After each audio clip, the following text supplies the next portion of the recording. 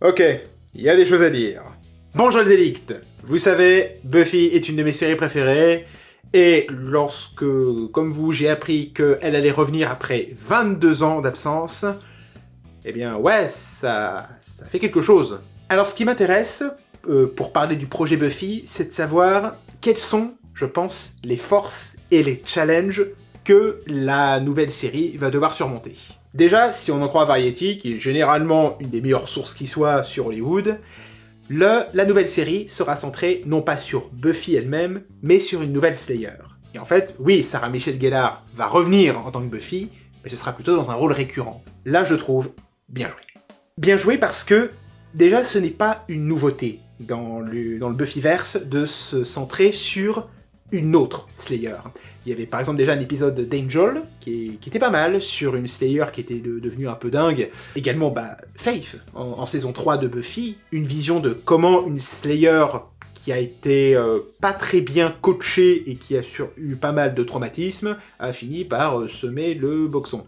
Et puis bien sûr, il y a eu les comics, donc par exemple Frey, qui se centre sur une Slayer bien des années, des dizaines et dizaines d'années après Buffy, et franchement, la plupart du temps, ça fonctionne bien.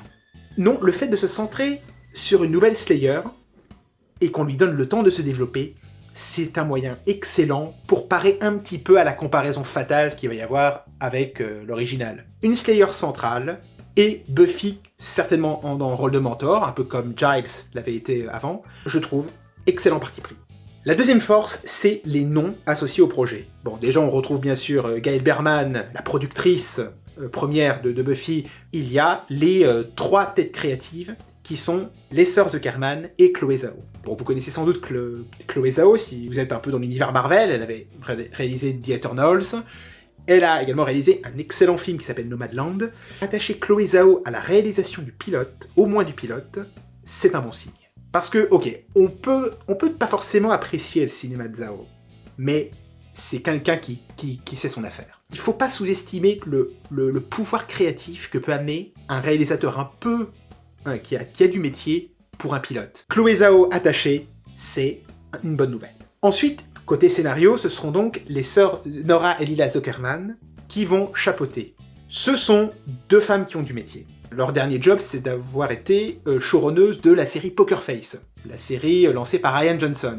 Et vu que Poker Face était une excellente série, je crois que c'est vraiment un bon choix. Un autre truc à mentionner, c'est que, et ça j'y reviendrai un petit peu dans les challenges, les sœurs Zuckerman connaissent un peu le style Joss Whedon, qui est quand même le style qui a donné un peu toute sa sève à Buffy contre les vampires.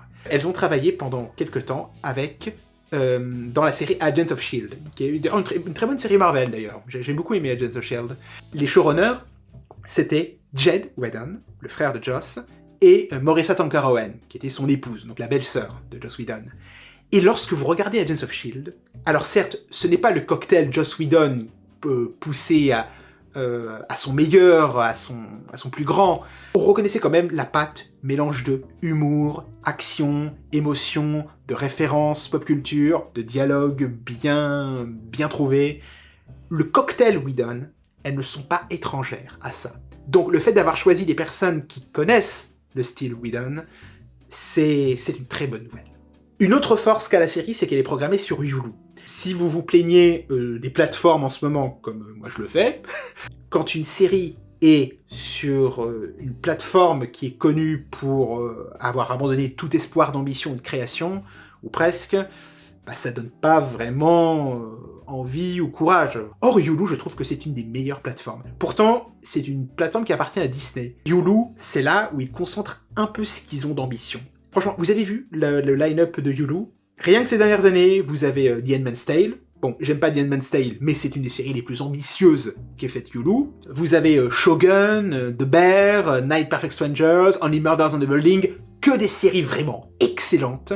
Hulu, c'est une plateforme qui a encore de l'ambition, qui croit encore en ses créateurs. À part quelques exceptions comme des plateformes de niche comme Shadows, je connais pas beaucoup de plateformes qui ont encore la même ambition que Hulu. J'ai Apple TV+, par exemple, en tête, qui a encore pas mal d'ambition. Madeleine, la plateforme française de Lina. Savoir que le sequel de Buffy est là-dedans, ça donne confiance. Maintenant, on va passer au challenge. Je pense que le premier challenge qui vient à l'esprit, c'est comment on fait sans Joss Whedon. Bon, je vais peut-être pas vous refaire l'historique, vous pouvez toujours regarder ma vidéo sur le tournage de l'enfer de Buffy que j'ai fait avec les battants de Gossip Gloss. Je peux comprendre qu'on fasse appel à d'autres showrunners, mais la question se pose, est-ce qu'on va avoir une écriture aussi brillante que celle de Whedon? Alors je dis pas que c'est un non automatique, je dis juste que ça va être un challenge. Là, on se mesure, malgré un comportement détestable, à un des scénaristes les plus brillants qui existaient, donc il va falloir que les sœurs Zuckerman tapent très haut pour pouvoir au moins égaler Whedon. Gellar nous a assuré qu'elle croyait vraiment cette idée, qu'elle n'aurait pas accepté de revenir à Buffy si elle ne croyait pas sincèrement en ce projet. Je pense que c'est bon signe. Mais voilà, on peut dire que, en termes de pure écriture, la suite de Buffy contre les vampires, elle part avec un cahier des charges beaucoup plus lourd que la moyenne.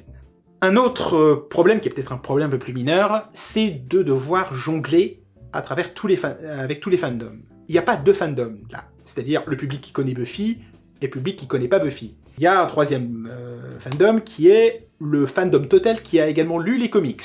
Dans les comics, il se place plein de trucs qui sont importants pour les personnages.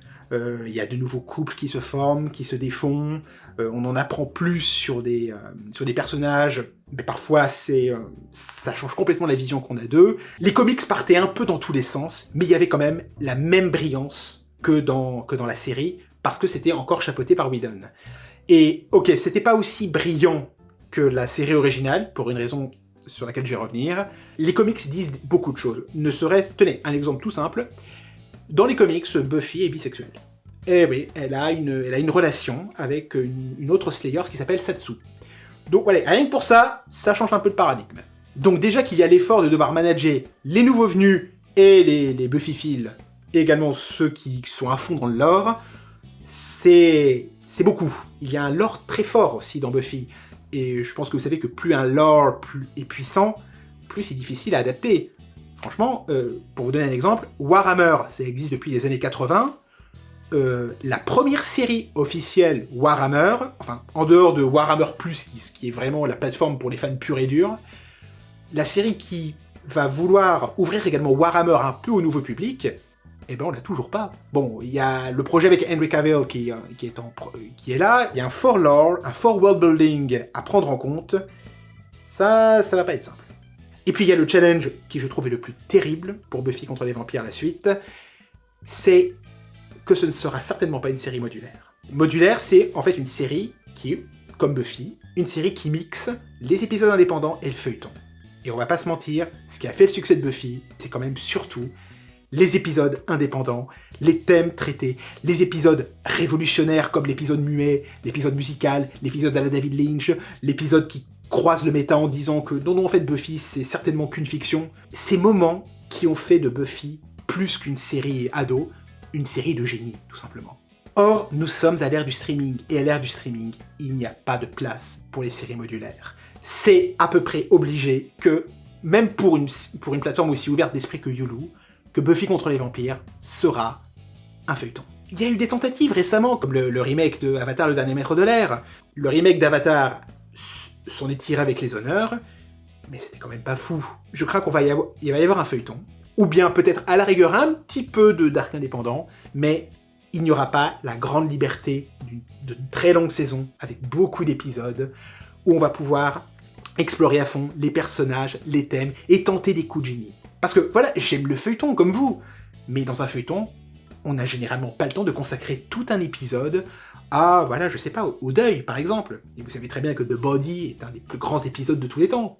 J'ai de l'espoir pour Buffy contre les vampires la suite, mais elle a des challenges tellement énormes que elle va devoir cravacher à fond pour pouvoir être à la hauteur. Et avant de conclure, annonce importante, je viens de créer ma chaîne en langue anglaise, qui s'appelle The Binge Doctor, où je vais uploader plusieurs de mes vidéos en anglais. Alors, je parle anglais, mais pas avec un accent de fou. Ce sera ma fidèle comparse, Marla Singer, qui fera la voix des épisodes. Elle a une voix magnifique, un anglais superbe. D'ailleurs, si vous voulez me donner un coup de main, vous pouvez vous abonner à ma chaîne. Je vous mets le lien en description, en commentaire, pour me donner un petit coup de boost. Donc, si vous voulez me soutenir, ça signifierait le monde pour moi. Mais vous, qu'est-ce que vous pensez de Buffy contre les vampires la suite? Vous pouvez aussi me répondre en commentaire, et dans tous les cas, on se dit à bientôt. Salut!